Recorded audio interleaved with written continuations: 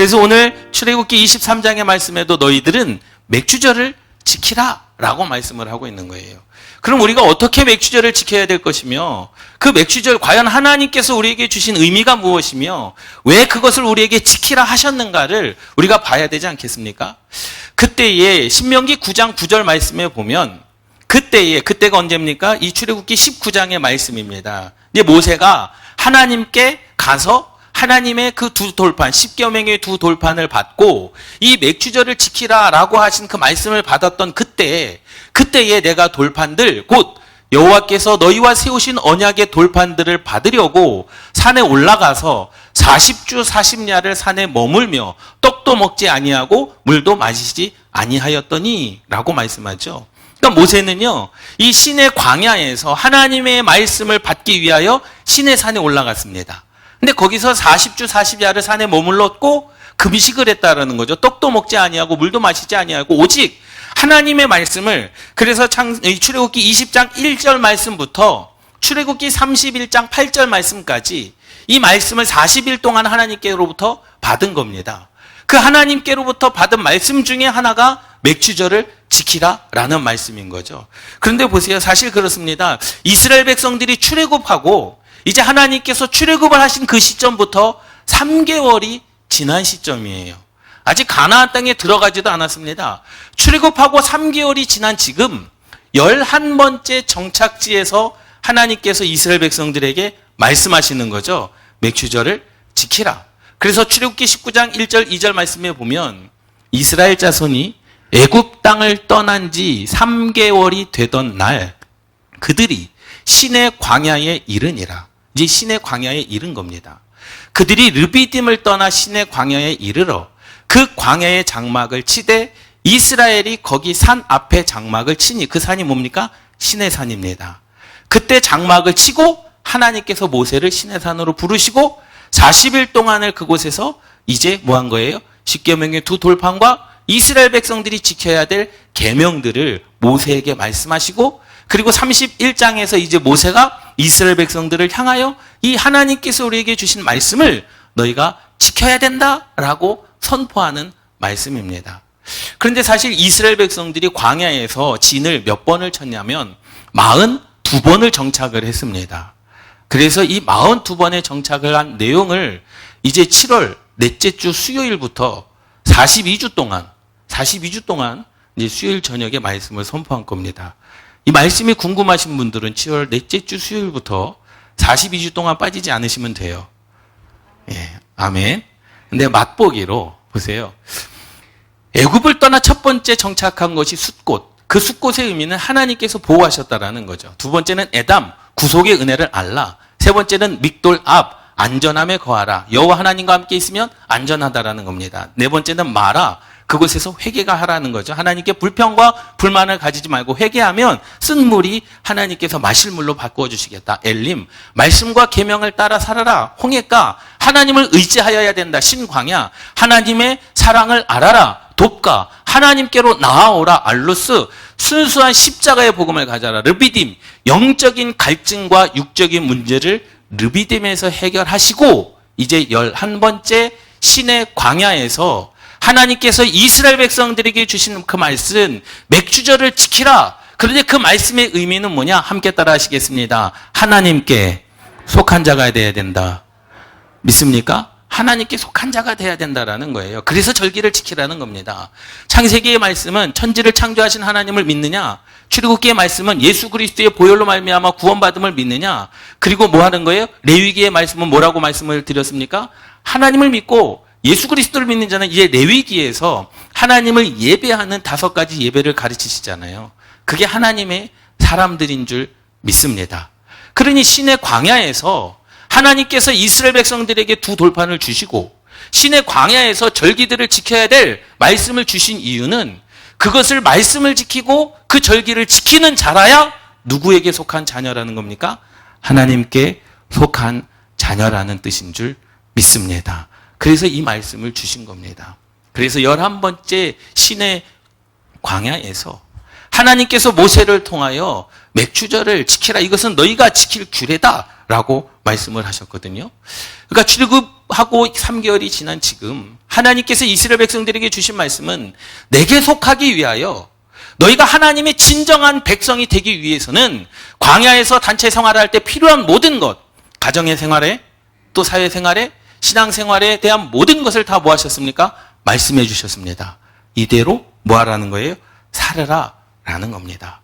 그래야 너희가 누구의 백성이 되고 하나님의 백성이 되고, 그래야 하나님께서 그 절기를 지켰을 때 하나님께서 그들에게 약속하신 땅을 주시겠다라고 말씀을 하시는 거예요. 우리가 읽지는 않았지만요, 출애굽기 23장 20절 말씀부터 내가 사자를 내 앞서 보내어 길에서 너를 보호하며 너를 내가 예비한 곳에 이르게 하리니, 어디에 이르게 하겠다라는 겁니까? 가나안 땅에 이르게 하겠다라는 거예요. 무엇을 하면? 이전에 말씀하였던 하나님께서 너희들에게 가르쳐 지키게 한 그 명령과 율례와 율법을 지키면 너희들은 어디에 들어갈 것이라는 겁니까? 너를 내가 예비한 곳 가나안에 이르게 하겠다. 22절, 내가 그의 목소리를 잘 청종하고 내 모든 말대로 하면, 그러니까 이스라엘 백성들아, 여호와 하나님의 말씀을 잘 청종해라.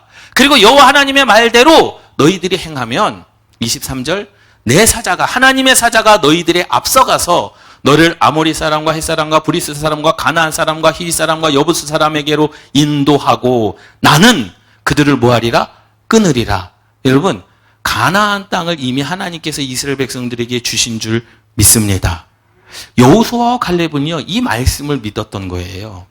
여호수아와 갈렙은 가데스 바네아에서 10명의 정탐꾼들이 뭐 하지 않습니까? 우리가 들어가지 못한다라는 거죠. 그 사람들은 기골이 장대하다라는 겁니다. 싸워도 이길 수 없다라는 겁니다. 그런데 하나님께서 이미 출애굽하고 3개월이 지난 신의 광야에서 모세를 통하여 하신 말씀이 뭡니까?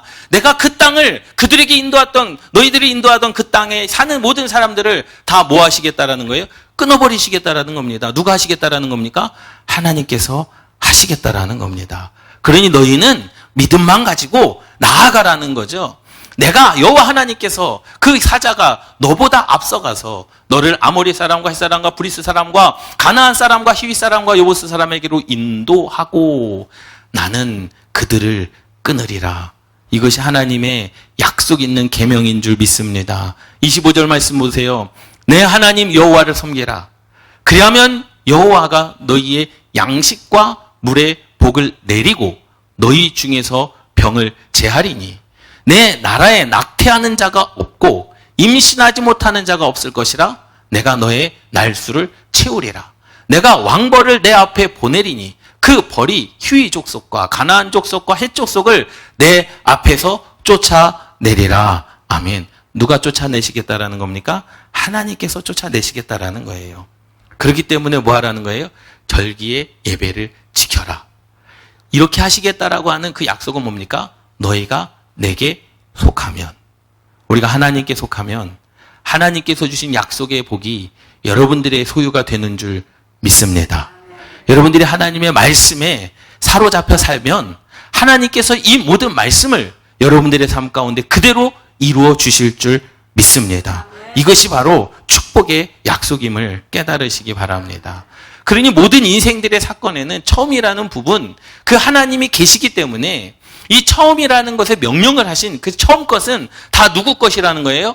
하나님 것이다라는 겁니다. 그런데 생각해 보세요. 이스라엘 백성들이 아직 가나안 땅에 들어가지는 않았습니다. 사실 보면은요, 이스라엘 백성들이 광야에서 하나님께서 무슨 말씀을 하시든지 간에 그 말씀을 믿을 수밖에 없어요. 진퇴양난이라고 하지 않습니까? 앞으로도 갈 수도 없고 애굽으로 갈 수도 없는 거예요. 광야에 살 방법이 없는 거죠. 그러니 이스라엘 백성들이 광야에 살았을 그때만 하더라도 하나님의 말씀은 이스라엘 백성들에게 뭐였습니까? 절대적인 것이었습니다. 할렐루야. 그런데 가나안 땅에 들어가고 난 이후에 그 하나님이 절대적이었습니까? 아니요. 상대적이었습니다. 힘들고 어려울 때만 부르짖었고 본인들이 등 따숩고 배부를 때에는 하나님의 명령과 규례를 지키지 않았다라는 거죠. 여러분들의 삶이 언제 간절하십니까? 힘들고 어려울 때 아닙니까? 절대적으로 하나님의 응답이 필요할 때, 절대적으로 하나님의 은혜가 필요할 때만 우리가 간절하지 않습니까? 그래도 절대적으로 하나님의 은혜가 아니어도 먹고 살기 좋으면 절대적으로 하나님의 그 말씀이 필요하지 않을 때에는요, 그 하나님의 말씀은 뭐가 되는 거예요? 상대적이 되는 거죠. 그 말씀을 잊고 살아갑니다. 그 말씀을 버리고 살아갑니다. 하나님께서 광야 가운데 모세를 통하여 이스라엘 백성들에게 말씀하셨습니다. 절기를 지키라. 광야 가운데서 이스라엘 백성들이 그 모든 절기, 하나님의 명령을 다 지켜야 했습니다. 왜? 그래야만 했습니다. 왜? 그 말씀이 광야에서는 절대적이었거든요. 그 말씀을 지키지 아니하면 그 순간에 하나님께서 그들의 목숨을 빼앗아가고, 그 말씀을 지키지 아니하면 그들의 그 상황 광야 가운데서 어려움을 당하였기 때문에 그 하나님의 말씀은 정말로 안 지킬 수밖에 없는, 지킬 수밖에 없는, 안 지키면 안 되는 그런 절대적인 생명의 말씀이었지만, 하나님께서 복을 주시고 그 땅에서 자유롭게 하셨고 주인 되게 하신 이후에는 어땠습니까? 그 절대적이었던 생명의 말씀이 상대적인 것이 되어버렸다라는 거죠. 내가 잘 사니까 기도하지 않아도 되고, 내가 내 삶 가운데 일이 잘 되니까 하나님께 예배하지 않아도 되고, 그리고 내가 처음 것을 드리나 안 드리나 별반 다를 것이 없는 그러한 인생, 가나안에서는 그랬습니다. 지금도 그렇지 않습니까? 우리가 하나님께 범죄한다고 하나님께서 우리의 인생 가운데 그 즉시 하나님께서 심판을 내리시는 것이 아니기 때문에 때로는 생명의 하나님의 말씀이 상대적일 때가 너무나도 많다라는 거죠. 아, 그래, 뭐 오늘만 뭐 그냥 눈 감고 지나가지 뭐. 그런데 여러분 삶이 어렵고 힘들고 정말로 방법이 하나님밖에 없다라고 한다면 과연 그 말씀이 상대적인 말씀이 될 수 있겠습니까? 하나님만이 길이고 하나님만이 방법이고 하나님만이 응답이 된다라고 한다면 여러분, 우리는요 정말로 목숨 걸고 하나님께 부르짖지 않겠습니까? 복음서에 보면 모든 병자들이 주님 앞에 나아가지 않습니까? 정말로 생명을 걸고 하나님께 예배하지 않습니까?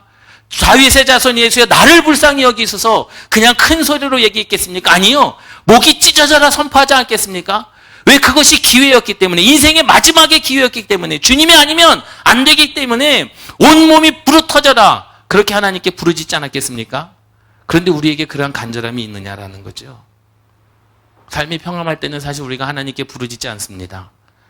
그때에 이스라엘 백성들이 광야에서 하나님, 우리에게 주신 하나님의 말씀 잘 지키겠습니다. 그 말씀대로만 살겠습니다. 그때에는 그러한 믿음이 있었고, 그때에는 가나안 땅에 들어가도 그럴 것 같은 정말로 확실한 마음이 있었지만 정작 가나안에 들어가서는 그 마음이 변질되지 않습니까? 여러분, 우리는 그 마음이 변질되면 안 되는 줄 믿습니다. 보세요. 하나님께서 너희들의 모든 소산의 첫 것은 다 내 것이다라는 거예요. 하나님의 것이다라는 거죠. 그것을 하나님께 예배하라는 겁니다. 처음이라는 것에 왜 하나님께서 명령을 하셨냐라는 거예요. 왜 하나님께서 여러분들의 인생 가운데 가장 좋은 것, 첫 것의 기쁨을 우리가 누리지 못하고 하나님께 드려야 되는 이유는 다른 것이 아니라 그 다음으로 오는 모든 것을 보증하고 보장해 주시겠다라는 약속인 줄 믿습니다. 할렐루야. 이것이 은혜라는 겁니다. 사실 보세요. 여러분 생각할 때, 여러분들이 생각할 때 인생의 모든 시작은 하나님의 은혜가 없이는 이루어질 수 없다는 그러한 신앙의 고백이 있으십니까? 여러분들이 생각할 때 맥주감사절의 의미가 더 클까요? 추수감사절의 의미가 더 클까요? 무엇이 더 크겠습니까? 똑같습니다. 하나님을 예배하는 것은 똑같지만요, 의미는 완전히 다릅니다. 추수감사절의 의미는 내가 거둬들인 것에 대한 감사예요. 상대적인 감사입니다. 사실은 그래요. 그렇지 않습니까? 한 해 동안 내 인생 가운데 심어놓았던 것을 거둬들인 것에 대한 감사입니다. 근데 맥주감사절은 다릅니다. 거둬들이기 이전에 처음 것이라는 거죠. 절대적인 겁니다. 사실 하나님께서 우리의 인생 가운데 첫 열매를 주시고 그 추수할 그때까지 7월부터 11월 그 5개월 동안 내 농사가 잘 될지 안 될지 어떻게 합니까? 흉년이 될지 풍년이 될지 어떻게 합니까? 그렇지 않습니까? 그런데 그것을 드리면서 믿으라는 거죠. 첫 것을 가지고 여호와 하나님 앞에 드리라. 그럼 그 다음에 모든 것을 다 보장해 주시겠다. 그 다음 모든 것을 다 보증해 주시겠다라고 하는 하나님의 약속인 줄 믿습니다. 그러니까 믿음이 없이는 이 맥주감사절에 예배를 드릴 수가 없는 거죠. 그렇지 않습니까? 여러분들이 솔직히 말씀드려서 저도 그렇지만 솔직히 말씀드려서 매추감사절의 헌금의 액수와 추수감사절의 헌금의 액수가 어느 것이 더 큽니까? 추수감사절의 액수가 더 크지 않습니까? 사실은 맥주감사절의 액수가 더 커야 되는 거예요. 왜? 이것은요 절대적인 겁니다. 하나님이 아니고서는 되어질 수 없는 내 인생, 여러분들의 인생 가운데 한 치 앞을 못 보고 살아가는 그 인생 가운데 처음 것을 내게 드려. 그럼 내가 너희가 가지 아니한 땅, 아까 전에 20절에서 29절의 말씀 모든 것, 내가 그 땅을 너희에게 줄게, 인도할게. 그 땅에 있는 사람 내가 다 내쫓을게. 그 땅에서는 너희가 여호와의 계명을 지키면 너희가 아픈 자도 없을 것이고 임신하지 못하는 자가 없을 것이고 그 땅에서 내가 너희의 인생 가운데 복을 허락해 주시겠다라고 하는 그 약속. 그런데 그 약속을 누가 믿느냐라는 거죠. 믿음이 없이는 하나님께 드릴 수가 없습니다. 그렇지 않습니까? 보세요. 하나님이 이를 다 역사를 이루시고 야, 하나님께서 이렇게 역사했으니 너 하나님께 감사해. 그럼 할 수 있죠. 왜? 눈으로 보여지는 거거든요. 아, 그렇지. 이렇게 인도했으니까 우리가 그만큼 하나님께 감사해야 되지.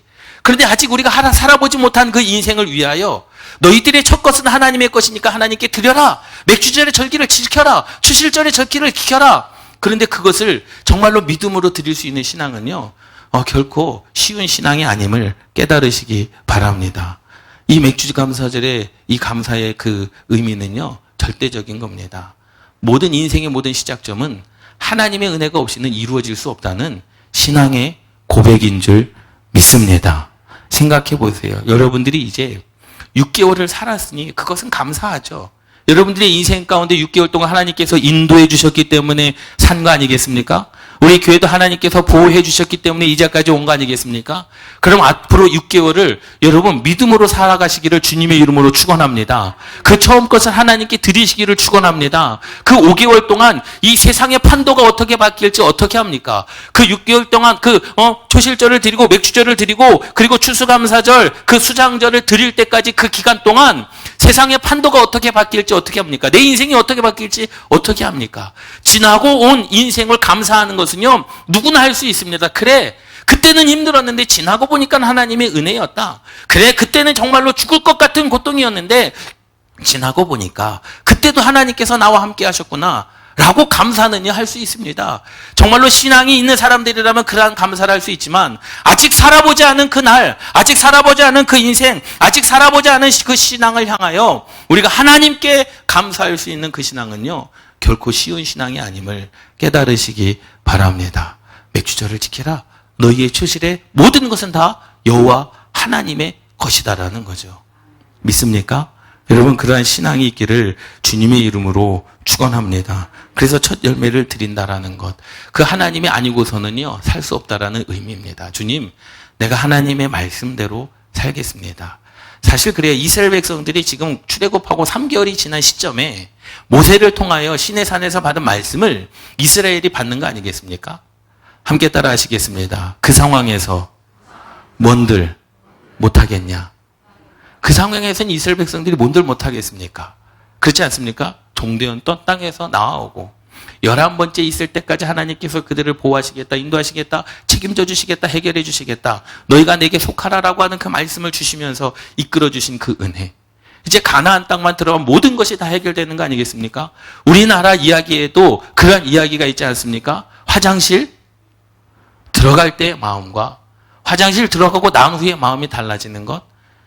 여러분, 우리는 안 그럴 것 같습니까? 저도 마찬가지고 여러분들도 마찬가지입니다. 때로는 하나님께서 절대적으로 필요할 때가 있지만 대부분의 삶 가운데 하나님은 절대적으로 필요로 하지 않습니다. 그렇지 않습니까?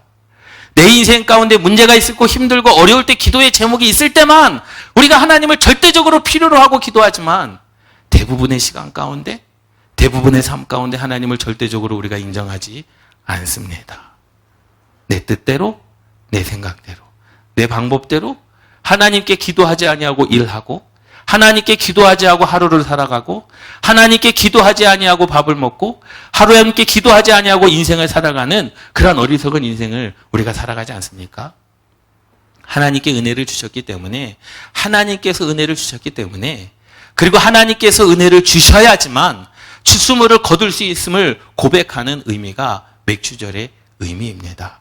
믿습니까? 여러분, 우리의 신앙은 절대적인 신앙이 되어야 됩니다. 믿습니까? 주신 것에 대한 감사 중요합니다. 왜? 하나님의 은혜를 기억하는 거거든요. 믿습니까? 믿습니까? 추수감사절의 의미는 하나님께서 주신 은혜를 기억하라는 겁니다. 그 은혜를 잊지 말라는 겁니다. 그래서 감사하는 겁니다. 할렐루야. 그런데 이 맥주절의 의미는 하나님께서 주셔야지만 된다라고 하는 신앙의 고백, 믿음의 고백이라는 거죠.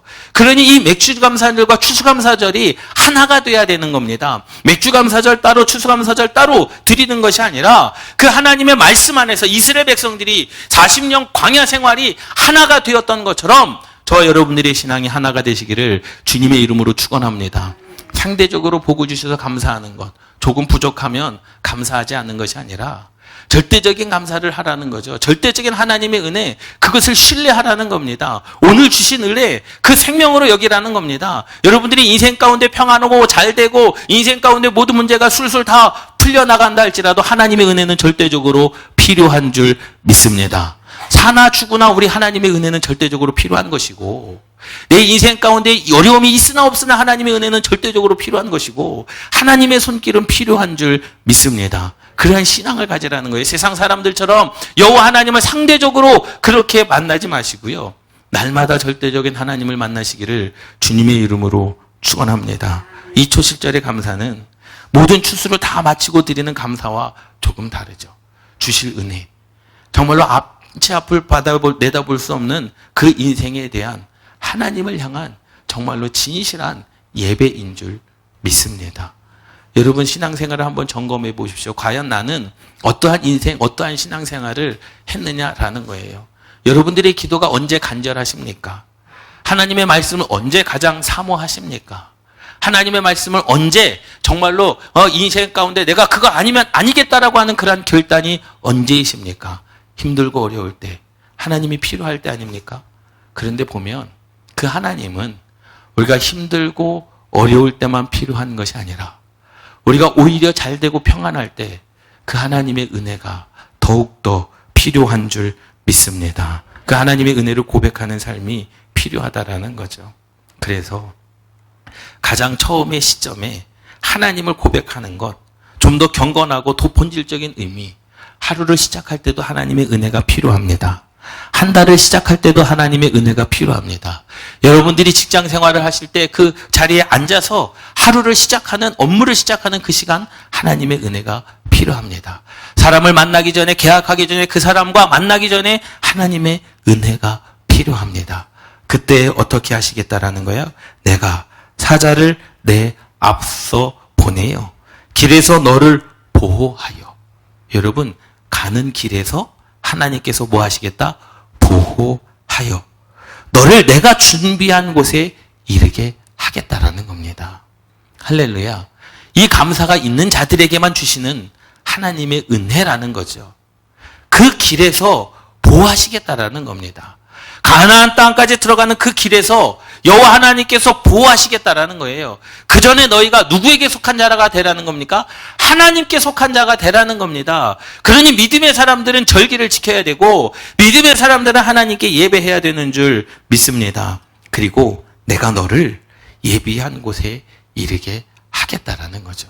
하나님의 살아있는 분명한 약속인 줄 믿습니다. 이제 우리가 결단해야 되지 않겠습니까?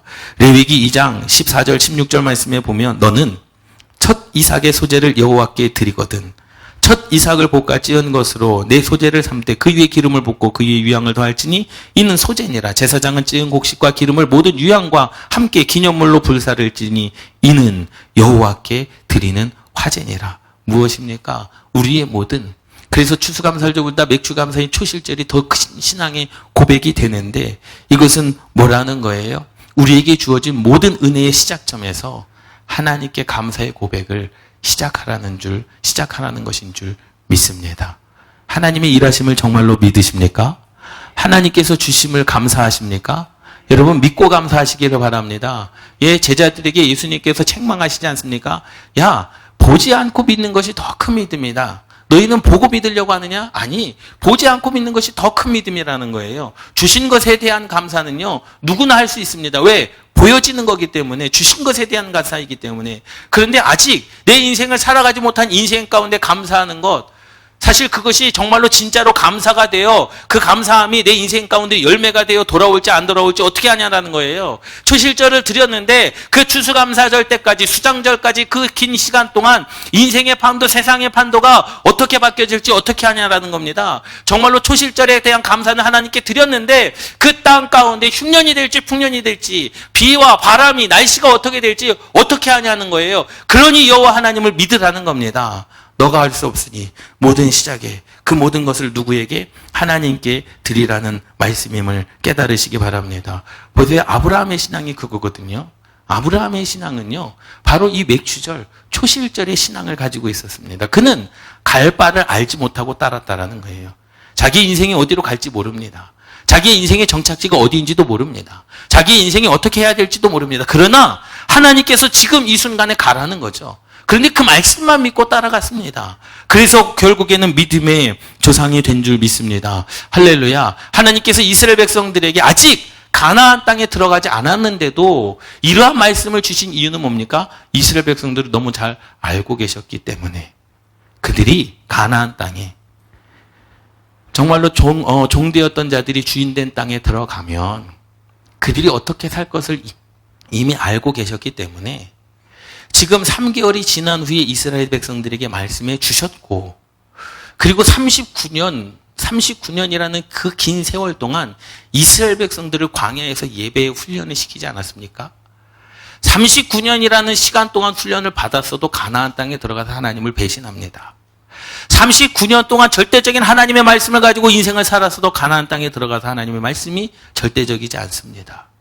39년 동안 하나님의 인도하심을 따라 불기둥과 구름기둥으로 만나와 메추라기로 하나님께서 먹여주시고 재워주시고 그 옷이 헤어지지 아니하고 신발이 닳지 않은 하나님의 역사를 39년 동안 경험하고도 가나안 땅에서 그들은 하나님을 버렸습니다.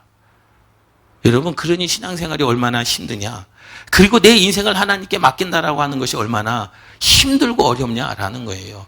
그래서 뭐 하라는 겁니까? 결단하시라는 겁니다. 결단은 남이 해주는 게 아닙니다. 저와 여러분들이 해야 됨을 깨달으시기 바랍니다. 그래서 우리의 인생 가운데 절대적인 감사가 필요하고요. 일대에서 인생 가운데 절대적인 헌신이 필요하고요. 절대적인 믿음과 절대적인 신앙이 필요한 줄 믿습니다. 할렐루야. 하나님 앞에서는요, 여러분 절대적으로 그 생명의 은혜를 구하시고 기도하시기를 주님의 이름으로 축원합니다. 그 신앙의 고백이, 그 신앙의 결단이 바로 이 맥주 감사절. 하나님께서 우리에게 요구하시는 것이 그거거든요. 너 절대적으로 내 말을 따를 수 있겠느냐? 그래. 그럼 내가 너를 그 길에서 보호하여 줄 것이고 내가 내게 말한 그 길을 그곳까지 내가 너희 인도해 줄 것이라는 거예요. 여호수아와 갈렙은 이 말씀, 하나님께서 이 모세를 통하여 하신 그 말씀, 그 땅에서 그들을 내가 끊어 버리리라 하신 그 말씀을 마음 가운데 믿었습니다. 상대적으로 믿은 게 아니라 절대적으로 믿었다라는 거죠. 보고 믿은 게 아니라 보지 않고 믿었다라는 겁니다. 그것이 여호수아와 갈렙 가운데 뭐가 됐습니까? 생명이 되었던 것처럼 저와 여러분들이 여호와 하나님 앞에 조건적인 감사가 아니라 여러분 절대적으로 하나님 앞에 감사하시기 바랍니다. 매일매일 감사하시기 바랍니다. 헌신도 좋아서 하는 것이 아니라 하나님이 살아계시기 때문에 여러분 헌신해야 되는 것이고요. 우리의 믿음과 우리의 신앙도 그러한 역사적인 순간 가운데 하나님을 버리는, 상대적으로 내 인생 가운데 편하니까 하나님을 버리는 것이 아니라 코로나19 때문에, 코로나19로 말미암아 세상이 힘드니까 그때 잠시 나라와 민족을 위해서 기도하는 것이 아니라 그것이 지난다 할지라도, 나라가 평안할지라도 나라와 민족을 위해서 우리는 기도해야 되고 교회를 위해서 기도해야 되고 여러분들의 자녀를 위해서 기도해야 되는 줄 믿습니다. 이 은혜, 이 믿음을 결단하시고 살아가시기를 주님의 이름으로 축원합니다. 이 맥주 감사절은요, 내 것을 하나님께 드리는 거예요. 그런데 처음 것을 하나님께 드릴 그때 여호와 하나님께서 모든 것들을, 그 다음으로 오는 모든 것들을 보증해 주실 것이고 그 다음으로 오는 모든 것들을 보장해 주실 것이다라는 거예요. 언제까지? 수장절에 이르는 그때까지, 너희들이 추수감사를 드리는 그때까지 내가 그 모든 것을 그 길에서 보호해 주실 것이다. 그리고 그 땅에 들어가게 하실 것이다. 병든 자가 없게 할 것이다.